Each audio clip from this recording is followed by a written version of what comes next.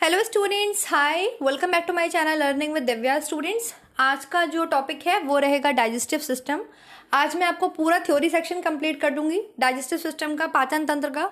और यहाँ पर आज आपको कुछ और भी नया पढ़ने के लिए मिलेगा, जैसे कि आपको एनाटॉमी पढ़ने को मिलेगी जीआई ट्रैक्ट की। जीआई ट्रैक्ट जो है आपके एलिमेंट्री कैनाल है, जिसे आहार नाल बोलते हैं, उसकी लेयर्स के बारे में भी मैं आपको बताऊंगी। और प्रोसेस क्या होता है डाइजेशन का, मतलब कौन सी 5-6 एक्टिविटीज उसके अंदर होती हैं। डाइजेशन हम बोलते हैं किसे, एटलीस्ट वो आप आज आप जानेंगे। और इसके अलावा डाइजेस्टिव सिस्टम में कौन कौन से पार्ट्स आपके हेल्प करते हैं, कौन कौन सी ग्लैंड्स हेल्प करती हैं, उन सब के बारे में डिटेल्ड स्टडी हो जाएगी, है ना। और फंक्शन क्या है डाइजेस्टिव सिस्टम का, ये भी आपको क्लियर हो जाएगा। तो मतलब फुल ऑन रहेगा ये पूरा, एक ही वीडियो कंप्लीट होगा आपको पूरा डाइजेस्टिव सिस्टम समझाने के लिए। तो चलिए फिर स्टार्ट कर लेते हैं student, let's start the topic. आज का जो टॉपिक है वो है हमारे पाचन तंत्र। चलिए स्टार्ट हो जाता है। सबसे पहले तो कुछ क्वेश्चंस मैंने आपसे कम्युनिटी टैब पर पूछे थे स्टूडेंट्स, उसका मैं आंसर कर देती हूँ। बिकॉज एक क्वेश्चन का आंसर बहुत सारे स्टूडेंट्स ने गलत दिया है, तो क्यों गलत दिया है उसका मैं रीजन जानना चाहती हूँ। देखिए, वो जो टॉपिक है process of oogenesis, it is a very tough and difficult process. I know that कि वो बहुत टफ प्रोसेस है, वो इतनी ईजिली समझ में नहीं आता है। बट प्लीज आप उसको अंडरस्टैंड कीजिए, मतलब आप उसको समझने की कोशिश कीजिए। अगर आप उसको रटेंगे, आप लाइफ टाइम कोई भी चीज रट के नहीं समझ सकते। आप उसका कॉन्सेप्ट समझने की कोशिश कीजिए कि वाई ऐसा हो क्यों रहा है। चलिए मैं आपको एक्सप्लेन कर देती हूँ यहाँ पर आंसर्स, ठीक है। और कम्युनिटी टैब पर जो मैं क्वेश्चन पूछ रही हूँ उसका आंसर सब लोग दीजिए, चाहे गलत दीजिए चाहे सही दीजिए, लेकिन दीजिए। जैसे मैंने एक क्वेश्चन पूछा था, what are the cells that primary oocyte divide into called. ये क्वेश्चन ये कह रहा था कि जो प्राइमरी oocytes हैं जब वो डिवाइड होते हैं तो वो क्या कहलाते हैं। तो इसमें जो है आपके 37 वोट पड़े हैं, और जिसमें आपके 51% बिल्कुल ठीक है। Secondary oocyte and first polar body बनती है, बिल्कुल सही आंसर है। जब मैंने आपको बताया था कि जो फीमेल है, जो फीमेल फीटस है, उसकी ओवरीज जब वो 6 हफ्ते की होती है तब से उसके बॉडी में डेवलप होना स्टार्ट हो जाती हैं। और जब वो 20 हफ्ते की होती है तब तक उसकी ओवरीज में कितने आपके फॉलिकल बन के तैयार हो जाते हैं, 7 मिलियन, ठीक है। लेकिन जैसे वो अब वहां पे सबसे ज्यादा कौन सा जो आपके सेल डिवीजन था, कोशिका विभाजन था, वो हुआ समसूत्री विभाजन, ठीक, माइटोसिस, समसूत्री विभाजन हुआ। फिर क्या होता है, जब वो जन्म लेती है तब वहां पे डीजेनरेशन होता है। वो जो आपके सेल्स होते हैं, फॉलिकल्स होते हैं, वो कम होना शुरू हो जाते हैं। और प्यूबर्टी, बर्थ पे कितने जाते हैं, 2 मिलियन। जब लड़की प्यूबर्टी पे आती है, मतलब 12 साल की होती है, तब तक उसकी जो ओवरीज हैं उसमें कितने हो जाते हैं, नंबर ऑफ फॉलिकल 4 लाख। मैंने ये बताया था, क्योंकि डीजेनरेट होते हैं उसमें से कुछ खत्म हो जाते हैं। फिर मैंने आपको समझाया था कि जब वो प्यूबर्टी पे आ जाती है तब हम उसको ओगोनियम ना बोल के क्या बोलेंगे, प्राइमरी oocyte बोलते हैं, प्राथमिक oocyte बोलते हैं, ठीक। अब ये प्राथमिक oocyte जो होते हैं ये आपके सेल डिवीजन करेंगे। कौन सा सेल डिवीजन होगा, मियोसिस। लेकिन ये मियोसिस की जो फर्स्ट स्टेज है, प्रोफेज 1, उसमें आके अरेस्ट हो जाते हैं। क्यों? क्योंकि अभी मेंस्ट्रुअल स्टार्ट नहीं हुआ है। जब मेंस्ट्रुअल स्टार्ट होगा लड़कियों में, मेंस्ट्रुअल साइकिल स्टार्ट होती है गर्ल्स में, तो उन 4 लाख में से केवल 400 को ही जो है मौका मिलता है। किन्हीं 400 को, वो कोई भी 400 हो सकते हैं जो कि एक एक करके हर महीने एक एक करके जो है मेंस्ट्रुअल साइकिल में आएंगे। कॉन्सेप्ट को समझिए आप लोग, ठीक है। मेंस्ट्रुअल साइकिल में आएंगे और फिर क्या होगा, वो आगे जो मेंस्ट्रुअल साइकिल की फेजेस हैं उसको पार करेंगे। या तो वो फर्टिलाइज होंगे या वो फर्टिलाइज नहीं होंगे। तो जब एक कोई बाहर आएगा तो पहले तो वो कौन सी जब जैसे ही बाहर आएगा वो कौन सी फेजेस में जाएगा मेंस्ट्रुअल साइकिल की, उसमें ग्रैन्युलोसा सेल्स डेवलप होंगी, theca interna externa cells develop होंगी, उसमें एंट्रम बनेगा, मतलब कि एक कैविटी बनेगी, ठीक है। और वो प्राइमरी oocyte ही रहेगा।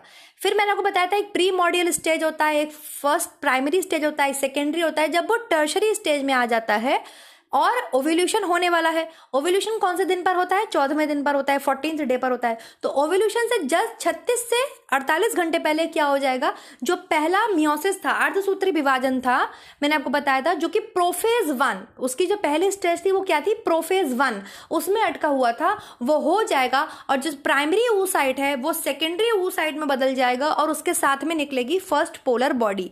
क्यों ऐसा क्यों होता है, क्योंकि जो प्राइमरी oocyte होता है वो 2n oocyte है, 2n मतलब उसमें नंबर ऑफ क्रोमोसोम्स कंप्लीट है, बट मियोसिस होना जरूरी है, अर्धसूत्री विभाजन होना जरूरी है, और वो जस्ट हाफ हो जाते हैं, हाफ पोलर बॉडी में चले जाते हैं, हाफ सेकेंडरी oocyte में चले जाते हैं।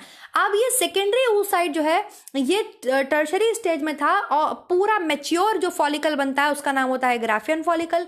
ग्राफियन फॉलिकल जो है वो रप्चर हो जाता है और ओव्यूलेशन हो जाता है, और आपका बाहर क्या निकल आता है, oocyte, सेकेंडरी oocyte बाहर निकलता है। तो ये सेकेंडरी oocyte जो है ये फर्दर आपके जो मियोसिस है, जो अर्धसूत्री विभाजन है, उसकी दूसरी अवस्था मेटाफेज 2 में आके अरेस्ट हो जाता है। ठीक है, मेटाफेज 2 तब कंप्लीट होगा अगर इसको स्पर्म मिलेगा तब, वरना ये ऐसे ही बॉडी से रिलीज हो जाएगा मेंस्ट्रुअल साइकिल में।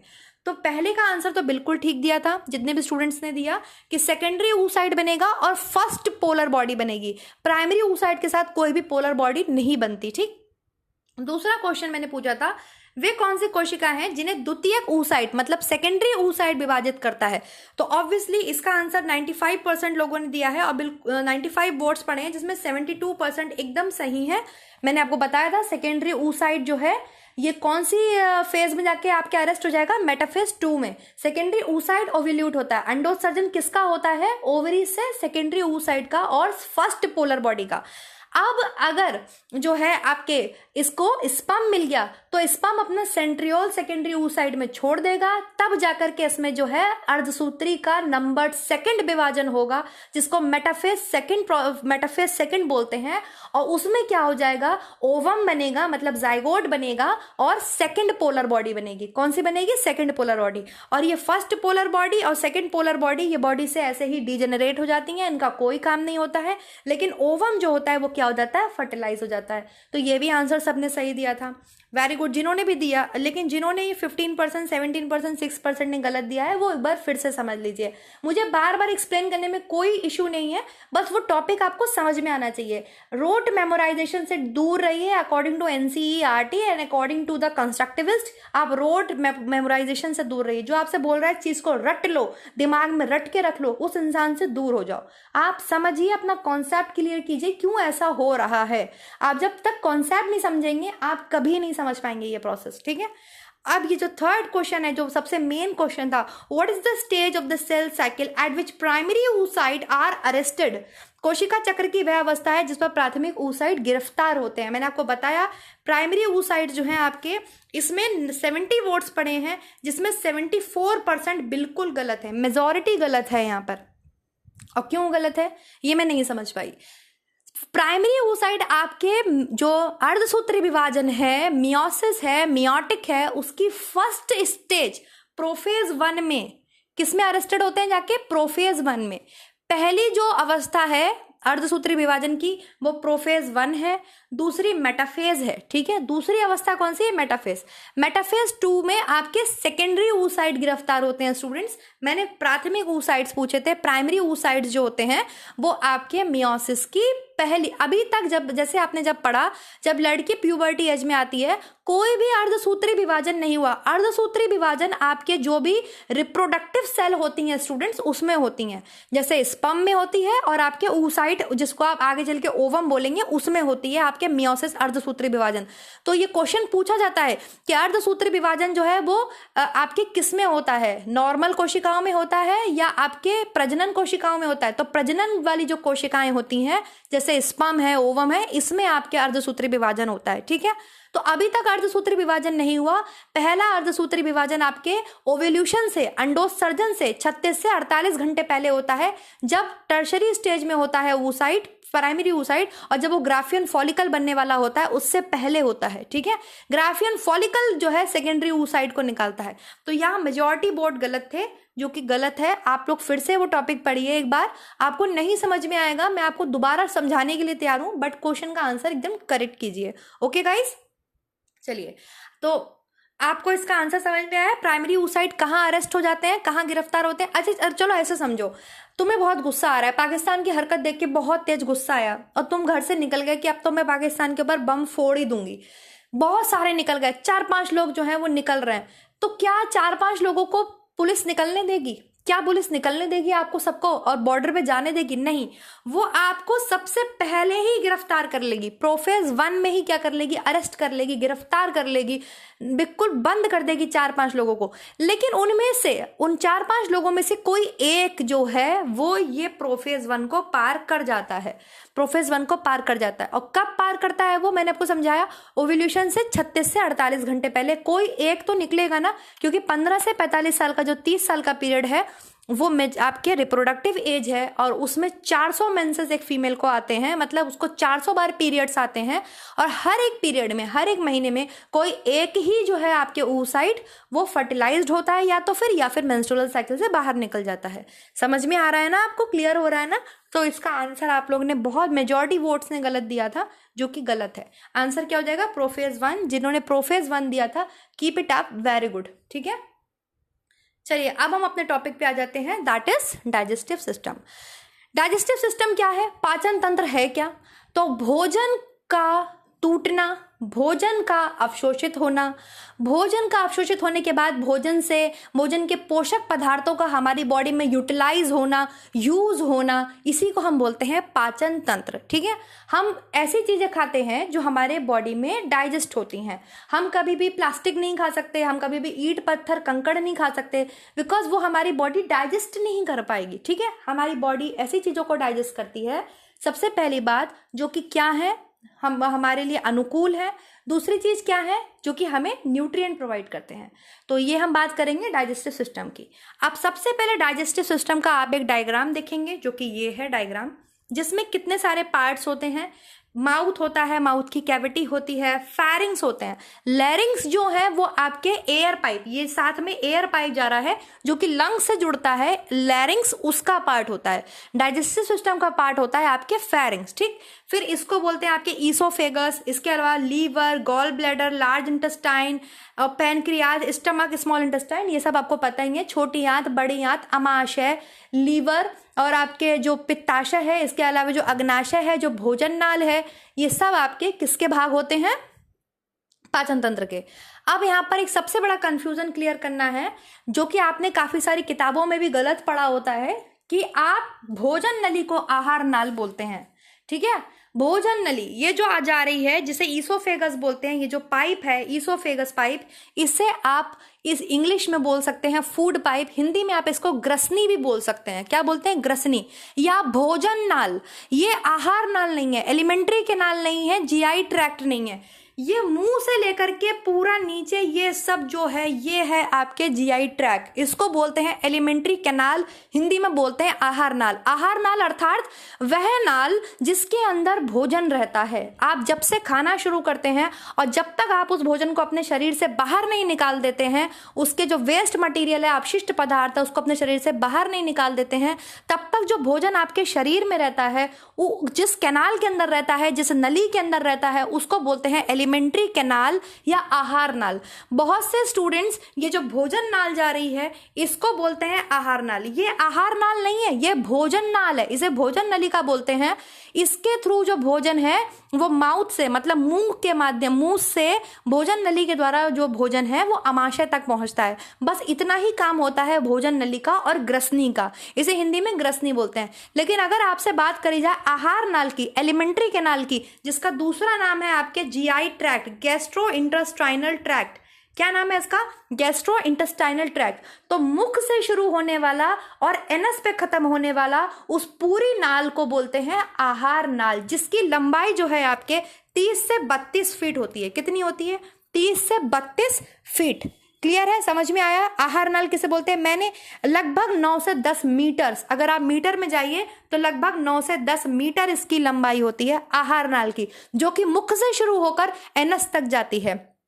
मैंने एक सेपरेट वीडियो बनाया हुआ है जिसमें मैंने डिफरेंस बिटवीन बताया है alimentary canal and food canal. ठीक है, ये जो आपकी ग्रास नली होती है ना, जिसे आप फूड पाइप बोलते हैं, भोजन नलिका बोलते हैं, ईसोफेगस पाइप बोलते हैं, इसकी लंबाई केवल और केवल 15 सेंटीमीटर होती है। कितनी होती है? 15 सेंटीमीटर। कितनी होती है? 15 सेंटीमीटर। लेकिन जब आप आहार नाल की बात करते हैं, एलिमेंट्री कैनाल की बात करते हैं, या जीआई ट्रैक्ट की बात करते हैं तो वो कहाँ से शुरू होता है, मेरे साथ बोलिए, वो मुख से शुरू होकर के एनस तक जाता है और उसकी लंबाई होती है लगभग 30 से 32 फीट। 30 से 32 फीट, 9 से 10 मीटर, 9 से 10 मीटर्स। ठीक है, क्लियर हो गया। तो ये आपका सबसे बड़ा जो एक आपके दिमाग में भ्रम रहता है, आपके दिमाग में कंफ्यूजन रहता है, वो क्लियर हो गया होगा कि भोजन नाल में और आहार नाल में क्या अंतर है। भोजन नलिका का काम केवल इतना होता है कि जो मुंह में जो हमने भोजन को दांत से कूच काच के जो बोलस बना दिया है, उसको बोलस को स्टमक तक लाना, केवल इतना ही काम भोजन नलिका का होता है। तो चलिए फिर स्टार्ट कर लेते हैं स्टूडेंट। डाइजेस्टिव सिस्टम, आपको पार्ट समझ में आ गए। माउथ होता है, सबसे पहले मुख होता है, मुख में जो दांत हैं वो आपके भोजन को पचाने में काम करते हैं। इसके अलावा मुख में आपके सलाइवरी ग्लैंड्स पाई जाती हैं, जिससे आप लार ग्रंथियां बोलते हैं, वो लार प्रोड्यूस करती हैं, भोजन को सॉफ्ट बनाती हैं। इसके अलावा मुंह में कार्बोहाइड्रेट्स का पाचन स्टार्ट हो जाता है। फिर भोजन नलिका होती है। भोजन नलिका क्या करती है? भोजन नलिका या ईसोफेगस, ये केवल फूड को मुख से आमाशय तक लाने का काम करते हैं और कोई काम इनका नहीं होता। फिर जो है भोजन आपके आमाशय में आ जाता है। आमाशय में आने के बाद जो है फूड आपके काइम बन जाता है। अभी मुंह में क्या बनता है? बोलस बनता है। मुंह में जो आप फूड को कूच काच देते हैं और उसमें लार मिल जाती है, मिक्स हो जाती है, तो उस फूड को बोलस बोला जाता है। क्या बोला जाता है? बोलस। और ये बोलस जो है ये आपके ईसोफेगस से होते हुए, भोजन नली से होते हुए पेट में जाता है। फिर पेट में जाके ये टूटता है, कूचता है, इसमें एंजाइम्स मिलते हैं, इसको बोलते हैं फिर काइम, अधपका भोजन। मतलब अधपका नहीं, सॉरी, आधा डाइजेस्ट हुआ भोजन, इसको बोलते हैं आपके काइम। जो कंप्लीट डाइजेशन है वो आपके जाकर कंप्लीट होता है स्मॉल इंटेस्टाइन में, छोटी आंत के ड्यूडेनम वाले पार्ट में। वो मैं आपको सब समझाने वाली हूँ, ठीक। फिर भोजन आमाशय के बाद कहाँ जाता है? आपके छोटी आंत में आता है। छोटी आंत के बाद भोजन आपके बड़ी आंत में आता है और बड़ी आंत से जो है भोजन आपके गुदा के माध्यम से, एनस के माध्यम से, जो पदार्थ हमारे शरीर में डाइजेस्ट नहीं होते या जो वेस्ट मटीरियल है वो बाहर निकल जाते हैं। क्लियर है? समझ में आ गया? तब हम एक एक पार्ट को अलग से पढ़ेंगे। सबसे पहला पार्ट है आपके सामने, सबसे पहले आपको मुझे डाइजेस्टिव प्रोसेस पढ़ानी है। The process of digestion include 6 activities. मतलब डाइजेशन की प्रोसेस होती कैसे है, क्या क्या हम करते हैं, इस प्रोसेस में कौन कौन से स्टेप्स इंक्लूड है। तो सबसे पहला जो प्रोसेस है, मैंने यहाँ हिंदी और इंग्लिश दोनों में लिखे हैं, आई होप आपको क्लियर हो रहा होगा। तो जो पहला प्रोसेस है नंबर 1, वो है आपके इंजेक्शन। इंजेक्शन का मतलब होता है फूड को जो आपने मुंह में लिया, ठीक है, फूड को मुंह में इंजेस्ट करना। मतलब जैसे ही आप फूड को माउथ में लेते हैं और फूड को क्या करने लगते हैं? मिक्स करने लगते हैं, दांत से काटने लगते हैं और इसमें लार मिक्स होने लगती है। बस ये प्रोसेस आपके कहलाती है, ये एक्टिविटी आपके कहलाती है इंजेक्शन। फूड को इंजेस्ट करना, आपने फूड को तोड़ा, नीचे से आपने रोटी का टुकड़ा उठाया, मुंह में रखा और फिर आप उसको चबाने लगे, इट मींस इंजेस्ट करने लगे, इंजेक्शन। तो सबसे पहले एक्टिविटीज आप क्या करते हैं डाइजेशन प्रोसेस में? सबसे पहले आप फूड को इंजेस्ट करते हैं, फूड को मुंह में लेते हैं, उसको चबाते हैं, उसमें लार जो है मिक्स होती है, इसको बोलते हैं इंजेक्शन। और जब लार मिक्स हो जाती है वो फूड क्या कहलाता है? बोलस कहलाता है। जो सेकंड प्रोसेस आती है वो होती है प्रणोदन की। प्रणोदन मतलब प्रोपल्शन। प्रोपल्शन में क्या होता है? जब फूड सलाइवा के साथ मिक्स हो जाता है, बोलस बन जाता है, ये बोलस आगे मूव होता है। यही बोलस जो है ये फूड पाइप के थ्रू, भोजन नलिका के थ्रू आगे पास होता है, मतलब पेट में जाता है। तो बस उस प्रोसेस को आप बोलते हैं प्रणोदन या प्रोपल्शन। इंग्लिश में क्या बोलते हैं? प्रोपल्शन। तीसरा प्रोसेस क्या होता है? अब आपके शारीरिक पाचन होगा, मतलब फिजिकल या मैकेनिकल डाइजेशन होगा। वो जो फूड है वो और छोटे छोटे टुकड़ों में टूटेगा, उसको बोलते हैं मैकेनिकल डाइजेशन, फूड का शारीरिक डाइजेशन, ठीक है। देन क्या होता है? फूड का रासायनिक पाचन। रासायनिक पाचन मतलब इसमें बहुत सारे एंजाइम्स मिलेंगे, बहुत सारी अलग अलग जो ग्लैंड्स हैं, जैसे आपके पित्ताशय से कुछ रस निकलेंगे, कुछ आपके स्टमक में कुछ रस हैं आमाशय में वो निकलेंगे, आपके अग्नाशय से रस निकलेंगे, और ये रस सब मिलके क्या करेंगे? फूड को केमिकली डाइजेस्ट करेंगे। मतलब इसके एक एक मॉलिक्यूल को तोड़ेंगे। जैसे कार्बोहाइड्रेट्स ग्लूकोज में टूट जाएगा, प्रोटीन आपके अमीनो एसिड्स में टूट जाएगा, फैट आपके लिपिड्स में टूट जाएगा। दूसरी बात, हमारी बॉडी में केवल प्रोटीन का, फैट का और कार्बोहाइड्रेट्स का ही पाचन होता है। वाटर का, विटामिन्स का और मिनरल्स का पाचन नहीं होता। क्यों? क्योंकि वाटर, मिनरल एंड विटामिन्स बहुत छोटे मॉलिक्यूल्स होते हैं, ये ऐसे ही बॉडी में एब्जॉर्ब हो जाते हैं, इनको डाइजेस्ट करने की जरूरत नहीं पड़ती। बट जो कार्बोहाइड्रेट्स हैं, फैट्स हैं और जो प्रोटीन्स हैं ये मैक्रोन्यूट्रिएंट्स हैं और ये बहुत कॉम्प्लेक्स फॉर्म में होते हैं, बहुत जटिल अवस्था में होते हैं। इनको बॉडी में अलग अलग एंजाइम्स तोड़ते हैं। क्लियर है? और जो जो विटामिन्स हैं, जो मिनरल्स हैं, जो वाटर है, ये बहुत छोटे छोटे मॉलिक्यूल्स होते हैं, बहुत छोटे छोटे आपके, इसलिए ये कौन से बोले जाते हैं, ये माइनर आपके एलिमेंट्स बोले जाते हैं। वो मेजर एलिमेंट्स होते हैं, ये माइनर आपके न्यूट्रिएंट्स होते हैं जो कि बॉडी में इजिली डाइजेस्ट हो जाते हैं। इनका किसी भी तरीके का डाइजेशन नहीं होता है। क्लियर है? तो अब केमिकल पाचन में क्या होता है, जितने भी आपके पाचक रस हैं वो काम करते हैं, फूड को केमिकली तोड़ते हैं। क्लियर? फिर क्या होता है, फूड का अपशोषण होता है। जो आपने फूड लिया अब वो कहाँ जाता है, अपशोषित होने के लिए जाता है। जो न्यूट्रिएंट्स हैं उसमें से निकलते हैं वो हमारे ब्लड में आ जाते हैं, ब्लड के थ्रू वो हमारे सेल्स तक पहुंच जाते हैं और अपना काम करते हैं। और फिर लास्ट में क्या होता है, डिफेक्शन बोल सकते हैं आप इसे, या एलिमिनेशन बोल सकते हैं। जो भी फूड हमारी बॉडी में काम का नहीं है या जो भी वेस्ट मटेरियल है वो जब हम स्टूल पास आउट करते हैं, सुबह फ्रेश होने जाते हैं, हमारी बॉडी से बाहर निकल जाता है। तो ये है प्रोसेस ऑफ डाइजेशन। इसको बोलते हैं प्रोसेस ऑफ डाइजेशन, मतलब डाइजेशन की प्रक्रिया है ये, जिसमें 6 स्टेप्स इंक्लूड्स होते हैं। पहला स्टेप होता है इंजेशन। सबसे पहले आप फूड को माउथ में लेते हैं, इंजेस्ट करना फूड को, मुंह के अंदर लेना फूड को कहलाता है इंजेशन। इसमें आप क्या करते हैं, सिंपल फूड को दांतों से चबाते हैं। जो उतना बड़ा फूड होता है उसको छोटे मोटे टुकड़ों में फूड को काट लेते हैं और अंदर ले लेते हैं। और वो क्या बन जाता है, बोलस बन जाता है। उस बोलस को अंदर लेना, फूड पाइप के थ्रू अंदर लेना, पेट तक ले जाना, वो कहलाता है आपके प्रोपल्शन। उसको क्या बोलते हैं, प्रोपल्शन। फूड को अंदर लेना मतलब प्रोपल्शन करना, प्रणोदन करना। तीसरा उसमें चेंजेस क्या होता है, अब वो जो फूड आपने अंदर लिया है वो मैकेनिकली और टूटेगा, मतलब उसके और छोटे छोटे टुकड़े हो जाएंगे। फिर उसमें कौन सा पाचन होगा, केमिकली पाचन होगा। अब वो छोटे छोटे टुकड़े जो हैं उसमें जो भी न्यूट्रिएंट्स है, कार्बोहाइड्रेट्स ग्लूकोज में टूटेगा, प्रोटीन अमीनो एसिड्स में टूटेगा, फैट्स आपके लिपिड्स में टूटेगा। ठीक है? फिर उसका क्या होगा, उसका फिर अवशोषण होगा।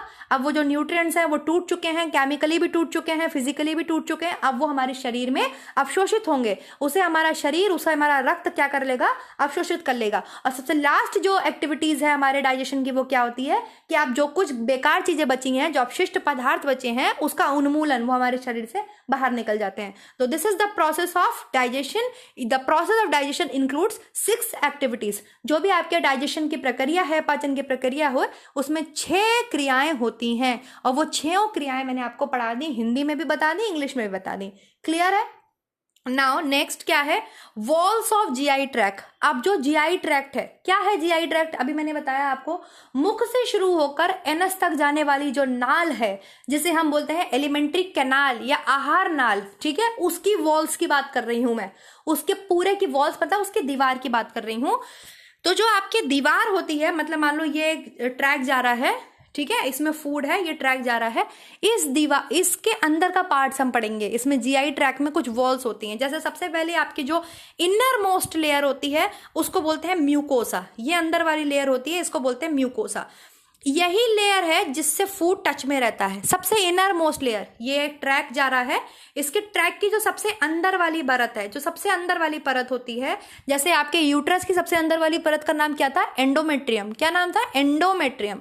तो ऐसे ही जीआई ट्रैक की जो सबसे अंदर मोस्ट, इनर मोस्ट लेयर होती है, उसको म्यूकोसा बोलते हैं। इसे म्यूकोसा को हिंदी में बोलते हैं श्लेष्म। ये म्यूकोसा ही है फूड को क्या बना के रखता है, नम बना के रखता है। ठीक है, नम मतलब इसमें जो है म्यूकोसा मिलता रहता है और फूड आपका कैसा रहता है, एकदम नम रहता है। क्लियर है? और इस म्यूकोसा लेयर का जो वर्क होता है, इससे फूड आपके टच में रहता है। दूसरी चीज क्या होती है, ये फूड को एब्जॉर्प्शन करने का काम भी यही लेयर करती है, क्योंकि इसी म्यूकोसा लेयर में आपके विलाय पाए जाते हैं। विलाय क्या होते हैं, इस तरीके से हेयर लाइक स्ट्रक्चर होते हैं, मैंने तो बहुत बड़े बना दिए, छोटे छोटे हेयर लाइक स्ट्रक्चर होते हैं जो क्या करते हैं, न्यूट्रिएंट को एब्जॉर्ब करते हैं। ये विलाय किस लेयर में होते हैं, ये म्यूकोसा लेयर में ही होते हैं। और पेट को, जो आपका आमाशय है, इसमें आपको पता है हाइड्रोक्लोरिक एसिड पाया जाता है। तो इस हाइड्रोक्लोरिक एसिड से हमारे पेट की जो दीवारें हैं वो क्यों नहीं खराब होती, वो इसी म्यूकोसा लेयर की वजह से खराब नहीं होती, क्योंकि ये म्यूकोसा लेयर प्रोटेक्शन प्रोवाइड करती है आपके जितने भी इंटरनल ऑर्गन्स हैं उनको। ठीक है, डाइजेस्टिव सिस्टम में यूज होने वाले, जीआई ट्रैक्ट में यूज होने वाले ऑर्गन्स को ये म्यूकोसा लेयर हेल्प करती है। फॉर एग्जाम्पल आप ऐसे देख लीजिए, ये हमारा क्या आ रहा है, ये हमारे फूड पाइप आ रहा है, ठीक है, और ये हमारा स्टमक है। क्लियर? फिर ये हमारे स्मॉल इंटेस्टाइन होगी। तो जो इसके अंदर की सबसे जो इनर मोस्ट लेयर है उसमें क्या होगा, ये जो इनर मोस्ट लेयर है, ये अंदर वाली जो लेयर है, बिल्कुल अंदर वाली लेयर, ये म्यूकोसा की होती है। किसकी बनी होती है? म्यूकोसा। तो फूड जो है डायरेक्टली वो किसके टच में रहता है? वो म्यूकोसा के टच में रहता है। तो म्यूकोसा लेयर का क्या काम होता है? एक तो ये फूड को नम भी बनाए रखता है, दूसरी चीज ये एब्जॉर्प्शन में हेल्प करता है क्योंकि इसी लेयर में विलाय पाए जाते हैं। दूसरी लेयर होती है आपके स्टूडेंट सब म्यूकोसा। ये फिर म्यूकोसा के ही अंदर के और पार्ट्स हैं, इतना पढ़ने की तुम्हें जरूरत नहीं है।